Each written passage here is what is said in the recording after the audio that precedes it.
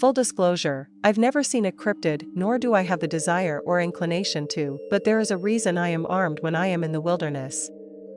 Usually, I carry a .45 ACP with jacketed hollow points and to hatchet both as a tool and potential weapon cryptids and things that go bump in the night, so to speak, or no reason to avoid the mountains or those wild places the boldest or most adventurous among us choose to go.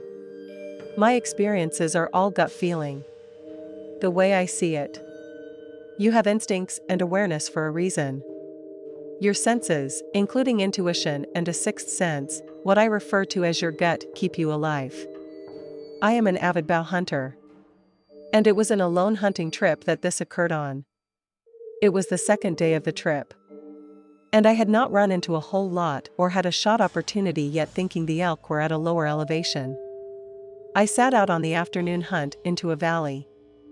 There's a creek and a small lake down there, where the two slopes on either side come together. The trees are starting to grow back up. So it was thick with young pines about 6 feet higher, and high grasses. And I mean thick. Some of the clusters of trees are so tightly packed, you could not have gotten through them if you tried. In some places, there was only a foot or two squeezing between the trees. I had a bad feeling before walking down the hill. But it was the first time I had hunted alone. So I wanted to face my fear and do it anyway. As much as I talk about awareness and instinct, sometimes it is really an irrational fear made up in your head. And I thought this was one of those times. The thick vegetation I mentioned does not start further until down the slope, filling in any gaps I can find. I hesitated a little bit when I got into it. It just seemed dark. There was a thunderstorm coming in. So it was darker than usual. But something about it seemed so unnatural. Like it was some sort of threshold into the abyss, as if walking into the thick vegetation meant crossing into some dark realm. I know it sounds dramatic. And I admit to being a novelist. So I tend toward the dramatic when I talk about something like this, fiction or otherwise. But that is the way it felt. As I said, I was thinking that it was irrational, a stupid and childish fear. So I pulled myself together and took the first step in. Every step in feels worse and worse, the crossing over into a point of no return. If I go any further, I'm not coming back out, not wanting to give into it and have a good hunt. I tentatively throw out a bugle call from my grunt to a tube use for calling boy elk, mimicking their bugles and grunts. That is when it got bad. It is like the tone of the force just drops. Think of this in the terms of emotional tone, like a piece of music and how it affects a scene in a film. The forest around me goes dead quiet, not a single sound. This sometimes happens when a low-pressure storm system goes through the area. The animals stay quiet until it passes. But it also happens when a predator comes into an area. I went from being uneasy to being terrified, a sense of utter dread building up inside of me. There was a presence here, a dark aura, and it was moving towards me as my bugle jolted into action. And it was close. It is not a feeling of being watched. I've had that before. It was more like whatever it was had a beat on me, and it was closing in. I could feel it coming. I could feel it creeping in. It is the kind of fear I have never felt before, a sudden, deep-seated terror. I turned around and started my way up the hill. I did not run, but I moved with purpose. It is one thing I have learned in my life. That in dire situations, the worst thing you can do is panic. So as much as I wanted to drop my bow and run, I stayed as calm as I could. Yes, part of me was still thinking that it was irrational. But the rest of me was stone cold, terrified. I did not dare look behind me. I could still feel it back there. Like I was being hunted. Like I was being stalked, and I felt mortally exposed after leaving the thick vegetation. After that, it is nothing but tufts of grass and dying lodgepole pines. Right about there, I started walking faster. But there was not as much of a sense of urgency. Still, I did not stop until I got back to my truck at the top of the hill. I remember giving a few glances behind me or to the side. But I cannot say for sure. Obviously, it seems odd that I did not run. I can see the comments now. If you were so afraid, why didn't you just run? Whatever it was wanted to kill me. And I could feel it. I knew it as clearly as I know a car when I see it. The worst thing I could possibly do was bolt out of there with a heavy pack on my back, twigs and branches snapping from being stomped on, trees waving around when I passed them, or push branches out of the way trying to get through. All of that would be telegraphed exactly where I was. And I had no intention of being torn apart on the mountain. And looking back on this, it is exactly what I would have imagined have happened. On the way back to camp, I expected whatever it was to come out onto the road. And my imagination came up with the worst possible things.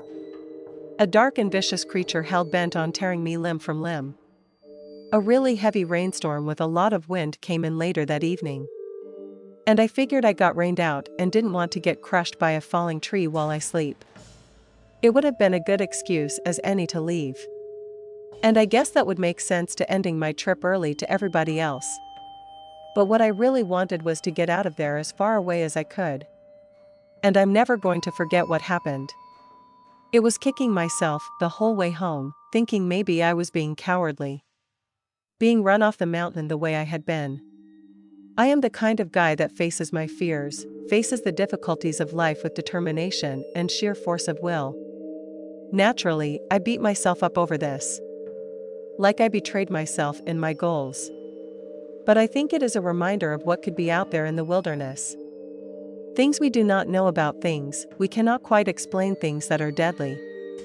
And while I am not going to stop hunting, or stop my backpacking and fishing trips, I'm going to be more alert. Because the fact is, I do not know what could be out there. And I'm not going to bet my life on some stupid skepticism. There was something out there with me that afternoon. I don't care what anybody has to say about it. I stumbled across it after doing research after I had a strange encounter with something in the woods while hunting coyotes in May of 2020. I'm a 30-year-old male. I'm 6'1" and 240 pounds. I do not take drugs of any kind. I'm not on any medication, and do not have a history of mental illness in my family at all. So with all that out of the way, I grew up on my family's ranch of roughly 100 acres or so, in the mountains of Southern California. My family has owned this ranch for 60 years. As a kid, I was always outside doing something, riding motorcycles, hiking, and hunting squirrels and rabbits. You know, the things kids used to do. Anyway, I am no stranger to the outdoors, and I am extremely comfortable roughing it and camping out in the woods or the desert. I am an avid hunter and antique firearms enthusiast and typically hunt with a flintlock musket or rifle. On the day of the incident, I was hunting coyotes on the southeast corner of our property, a place I had been hundreds of times as a kid and adults. And I've never experienced anything strange out there. It was a cool spring day, about 65 degrees and partly cloudy. I left my mom's house at about 1 p.m. and started to make my way towards what we always call no man's land.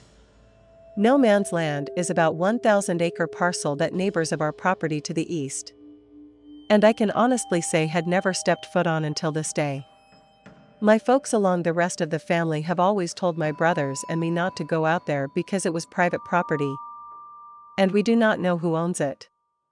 Due to the mountains and the terrain around it and the amount of brush, it takes a little over an hour to walk there. You must traverse to deep ravines, and our property ends at the edge of a clearing and into a second ravine. That is where I like to hunt coyotes. I set up my call and got situated. But after calling for over an hour, I wasn't having much of any luck. So I decided to do something I had never done before. I packed up my gear and continued walking east off my property into no man's land. I did not think too much of it at the time, even though it was clearly trespassing. But one of the reasons we always call it no man's land is because we honestly do not know who owns it. Supposedly it is private property. But there are no houses, buildings, or roads for miles. And we certainly have never seen anyone out there. So I doubt that anyone would mind me shooting a few coyotes. So after walking through thick pine trees for 30 minutes or so, I stopped at a small clearing at the base of a hill. And that is when I noticed that things were completely silent. I mean, absolutely no noise at all. No birds, no bugs, not even the sound of wind going through the trees. This put me on extreme edge, as that was something I had never experienced and could not explain. It really creeps me out. And the more I think about it, the more uncomfortable I truly became. I started to get the feeling that something or someone was watching me, followed by an overwhelming feeling of dread. I told myself that I was just freaking myself out. So I crouched down next to a tree and looked across the clearing, expecting to see a mountain lion or something like that. But oddly, I did not see anything. I sat there for a minute or two, trying to shake off this weird feeling. That is when I noticed something truly strange. One of the pine trees on the other side of the clearing was moving slightly, like something or someone was shaking it. Keep in mind, it is still definitely quiet and still, there is no wind and no sound. I was looking at the base of the tree, trying to figure out what was moving at. When I noticed a big limb about halfway up the tree was sagging, like there was a weight on it. It looked odd, just had a place where I saw next. I cannot explain without sounding crazy. But here goes my best attempt. This thing, whatever it was standing on this limb about 15 feet off the ground. It jumped and landed with a thud. I could see the tree limb recoil when it jumped off and the ground where it landed depressed when it touched. But I could not see what it was. It is like it was almost invisible. All I could see was a faint blurry outline of a shape as it moved. But I could clearly see the ground and brush move as it walked out into the clearing. I was frozen in fear and in disbelief as I watched it. My mind trying to find a reason to what I was seeing. I remember thinking, holy crap, this thing is the thing, freaking predator. It stopped in the middle of the clearing about 50 yards from me and stood still.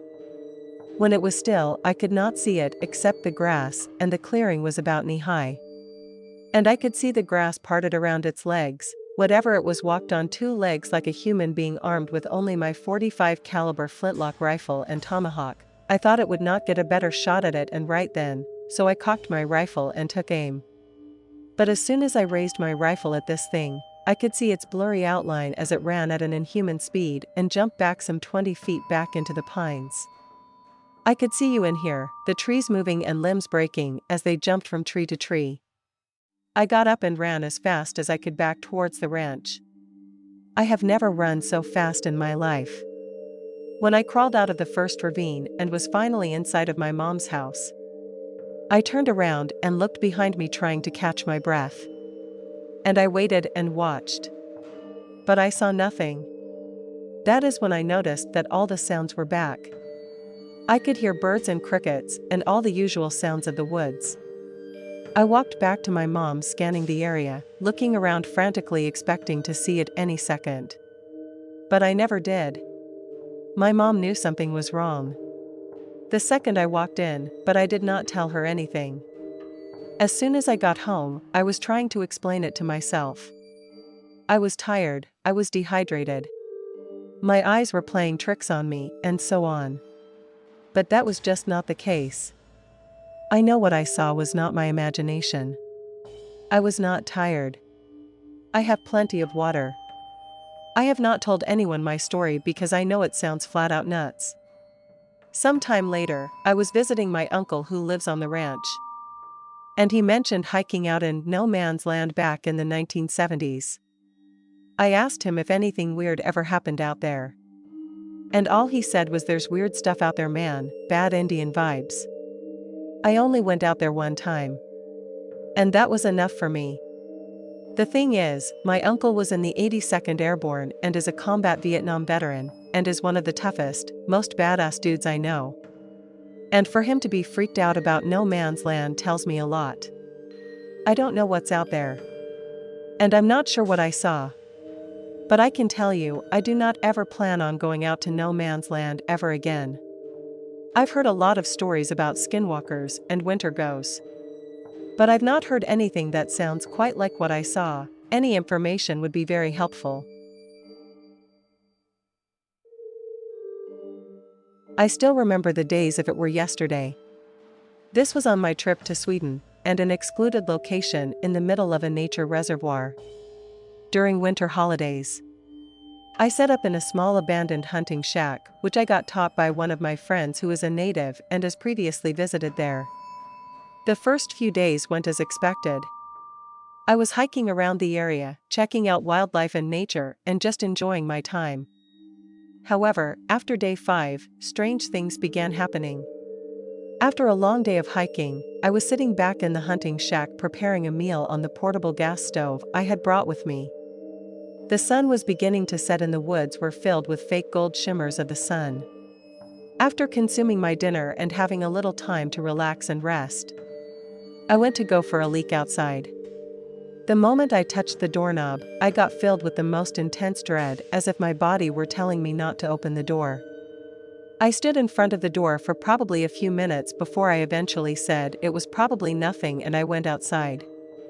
I told myself to man up. I went to some shrubbery and did my business. When I was done and walking back to my hunting shack, I heard a strange clicking noise, a rapid clicking. The best description I could give to it is the sound a predator makes from that movie. Also kind of like The Grudge as well. I darted for the cabin. I have had creepy stuff happen to me in the past in the woods, and I was not really ready to find out what was making that noise. I darted back inside, locked the door with chain and a padlock, and sat there listening for any sounds. And then I heard a twig snapping, or nearly jumped through the roof when I heard it. My nerves were through the roof, as it was that I heard it tapping on the door very softly, as if it was in a pattern. The tapping became knocking, then banging and scratching. Whatever was outside was dead set that it was coming in. And I was not planning on letting it. I readied my hunting knife and sat motionless on the small stool, eyes locked on the door. I sat awake all night looking at the door and only dared to move, and sunlight had started to show itself, when the noise had long since faded away. I went outside the next day to relieve myself once again from my overly filled bladder. When I headed back to the shack, I noticed the door. It looked as if a bear went mad on it. Whatever was at the door last night had some serious might. If this continued, I would not be able to rely on the door for protection. This spooked me, but I went inside and tried to brush it off. I fell asleep not much later from the exhaustion from the previous night. When I awoke, it was too late to head out. And I wanted to avoid trekking through unfamiliar wilderness in the middle of the dark, as it was just a request to get lost. And so I decided I was staying one more night before I was going to get out of there. Staying that last night was a big mistake. It began with the clicking noises once again. And then the screens, this horrible screens. This night was black. The moon was barely providing any light. The force was quiet, too quiet. This was no longer peaceful. It was now eerie than it heard at the clicking noise that I had heard before. Distant, but surely they're echoing through the silence of the forest. Then screaming began. God, it sounded like a Kayu god who had been smoking cigars for centuries, getting closer and closer, but then silence was sitting upright in my sleeping bag, eyes wide, dripping my hunting knife, praying to God that the door would hold this night. It came back, the tapping slowly starting again, first on the door and then on the window. I could see the silhouette of whatever was standing in front of the window through the blinds.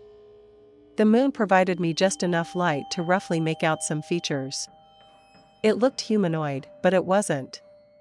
Its body was grossly disproportionate, skinny long arms, skinny, elongated body. But what really frightens me were the hands. Those hands will forever be burned into my memory. Rather, claws. There were also long and skinny ending and very pointy nails. Whatever this thing was, it could do some serious damage. It began circling the house. I could hear the snow under its feet, walking in a terribly slow, inconsistent, but deliberate way. It then stopped. It must have stood still for about an hour, with me on the other side of the door, also not daring to move a muscle, doing my best to pick up on any noise to get an idea of where that thing was. It then made a dash for the door and rammed into it.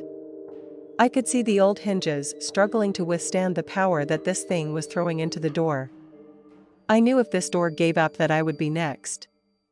I pushed my back up against the door with all my might and pushed against it. After a good 10 minutes of this thing knocking at the door, it led to another blood-curdling scream and ran off the speed of the footsteps. Were honestly inhuman. It was scarily fast. This thing was agile on his feet. As sunrise, I packed my stuff up as soon as I could. I wanted to get the hell out of there. Back to the safety of my home.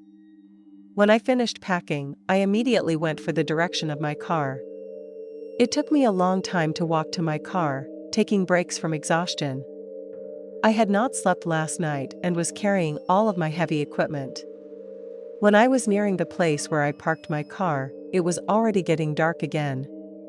The sunlight was disappearing rapidly. Luckily, I spotted my car in the distance. However, on closer look, I noticed some things. My tires were slashed. My windows and headlights were broken and full of dents and those awfully familiar scratches. Then I heard it. That same clicking noise again. Thank you for listening. And thank you, Swamp Dweller, for sharing my story. I grew up on a farm in the Midwest, hunting and fishing and working by myself since I was about 6 years old. Half of my family has military, the other half ranchers, both tough to say the least. And we all average about 6 foot tall. But anyway, when I was a kid, I always was at my grandparents' house with my cousin, who was less than a year younger than me. Naturally, we would always be out in the woods surrounding the house. When we were 8 years old, we decided to go hunt squirrels, and it was getting dark. So we made the trek back to the house. Nervous because we were young, and we could hear coyotes on the other side. We were jogging in the brush. We come out of the timber facing the house. We reach the driveway, which is probably 25 yards in front of the house or so. We counted our squirrels and unloaded our weapons. To the left, there is a big shrub that's about 10 foot by 10 foot, but my cousin froze looking at it. And when he would not respond to me, I turned and looked as well. This thing was almost as tall as the shrub. It was dark. It scared me to death. We ran inside. My 2 uncles who had just returned from a military deployment a week before were sitting inside. My younger uncle looked at me and said, "You saw Tinio," and the first time I cussed in front of an adult was right then and there. I dropped the F-bomb 3 times or more trying to ask what it was. It was bizarre how calm my uncles were. They went on to tell me that they would call this 8-foot-tall thing the tall man. It messed with them and their friends when they were young. They even had shot at it many times to no effect. With research, their best guess is that it's a Native American demon. But it does not seem to harm people, just feed from their fear. They mainly see it after hunting.